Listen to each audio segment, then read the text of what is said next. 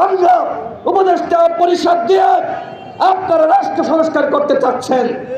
যদি রাষ্ট্র সংস্কার প্রকৃতপক্ষে করতে চান, সবার আগে এই উপদেষ্টা পরিষদের সংস্কার করতে হবে।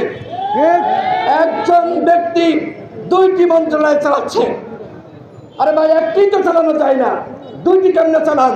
এইভাবে কি রাষ্ট্র সংস্কার হয়? আমার সর্বশেষ কথা সেটি হলো, এই প্রশাসনকে ঢেলে সাজাতে হবে। এই যে বর্তমান পুলিশ, যেখানে উপদেষ্টারা বলছেন যে পুলিশে ছাত্রলীগ, যুবলীগ, আওয়ামী লীগের, আওয়ামী পরিবারের 80%, এই পুলিশ দিয়ে কি রাষ্ট্র সংস্কার হবে? এই র্যাব দিয়ে রাষ্ট্র সংস্কার হবে? আমরা আগেই বলেছিলাম, এখন তো এই জাতিসংঘ প্রতিবেদন দিয়েছে, আমরা বলেছিলাম ওই র্যাবকে বিলুপ্ত করতে হবে। এখন যেহেতু তারা সুপারিশ করেছে, আমরা বলছি আপনারা র্যাবকে অনতিবিলম্বে বিলুপ্ত করুন। এই যে আয়নাঘর, কিসের আয়নাঘর? এটা কোনো আয়নাঘর?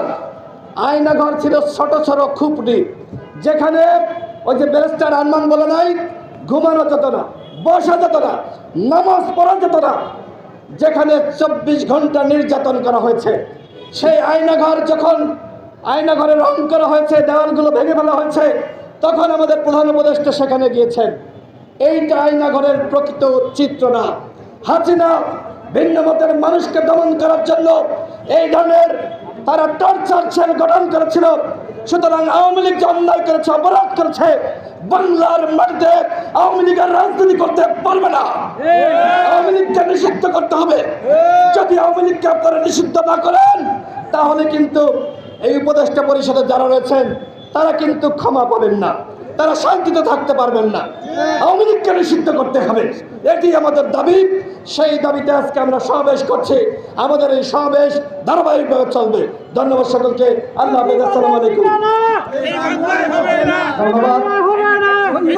এই মুহূর্তে বক্তব্য নিয়ে আসছেন আজকের এই সমাবেশের সম্মানিত সভাপতি, গণ অধিকার পরিষদ ঢাকা মহানগর দক্ষিণের সভাপতি অ্যাডভোকেট নাজিম উদ্দিন।